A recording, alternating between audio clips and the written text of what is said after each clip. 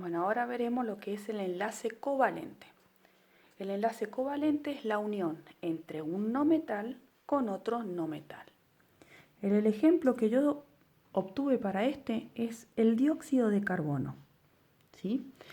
Fíjense que tengo un átomo de carbono y dos átomos de oxígeno.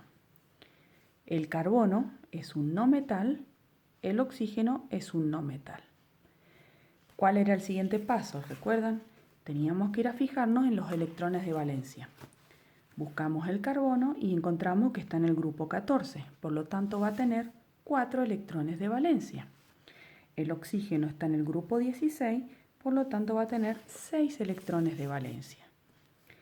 Vamos a representarlos con la representación de Lewis. Ponemos 4 en el carbono y 6 en el oxígeno con puntitos. Pasamos a armar la molécula. Va a ser un carbono en el medio y ponemos 2 oxígenos a los costados. Representamos 1, 2, 3, 4 y los 6 puntitos del oxígeno. ¿Qué pasa con este enlace? ¿Qué tiene de especial? Así como habíamos visto que en el enlace iónico había uno que ganaba y el otro que perdía, en el enlace covalente no pasa eso.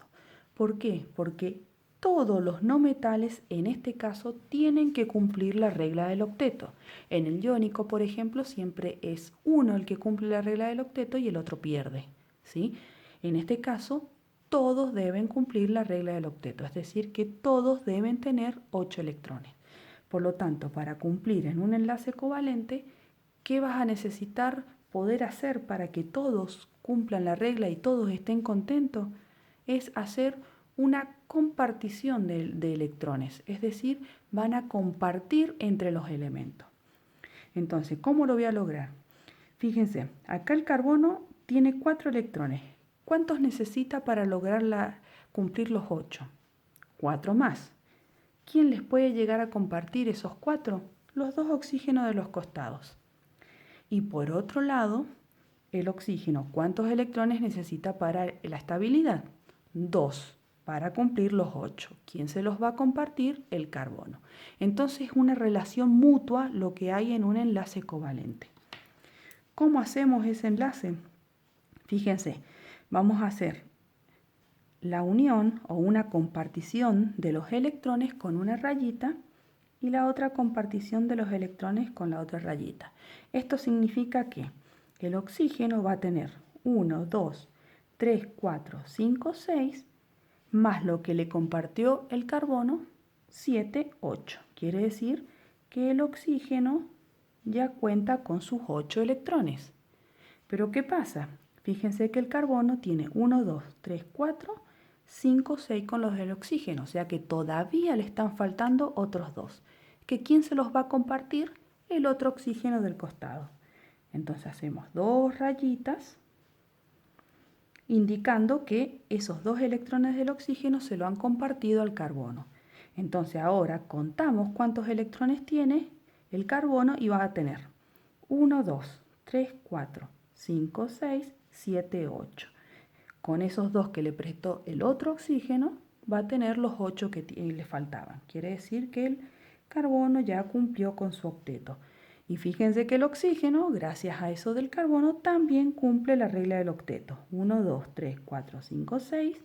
Y con los 2 que le prestó el carbono, o se los compartió, cumple también la regla del octeto. Quiere decir que esta molécula está equilibrada porque los 3 están cumpliendo la regla de los 8 electrones de estabilidad. Ahora, fíjense que habíamos dicho que dentro de los enlaces covalentes nos encontramos con 2 tipos. Tenemos el enlace polar y el enlace no polar o apolar. ¿Qué significa polar? Si vamos a lo que es concreto de la palabra, quiere decir que tiene polos. Entonces, para que algo tenga polos, tienen que ser diferentes, para que tenga un polo positivo y un polo negativo.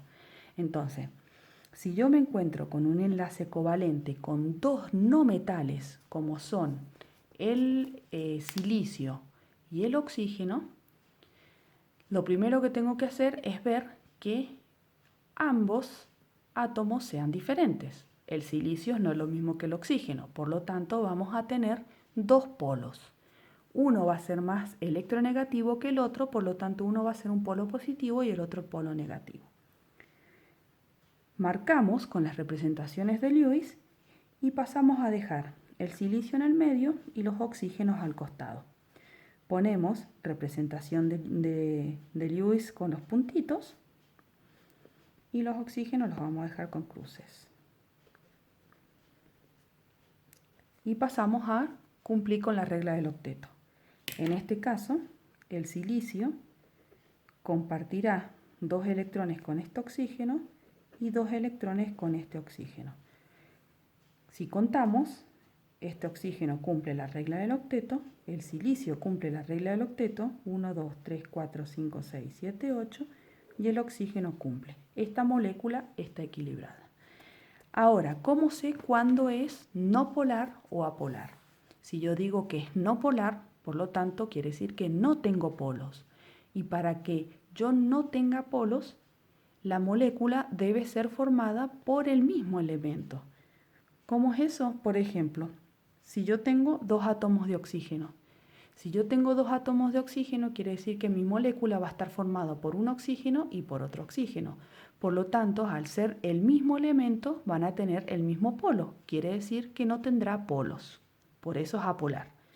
Entonces, si formamos, con la representación de Lewis, sabemos que el oxígeno tiene 6 electrones de valencia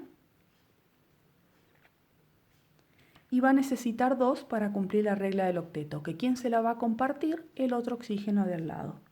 Entonces compartimos 2 electrones y compartimos esos 2 electrones. Contamos 1, 2, 3, 4, 5, 6, 7, 8. Este oxígeno está equilibrado. 1, 2, 3, 4, 5, 6, 7, 8, que es lo que me compartió el oxígeno. Este oxígeno está equilibrado. Quiere decir que esta molécula está cumpliendo con la regla. Diferencia entre polar y no polar es que el polar debe estar formado por 2 no metales diferentes y el no polar debe estar formado por 2 no metales iguales, como en el caso de oxígeno con oxígeno.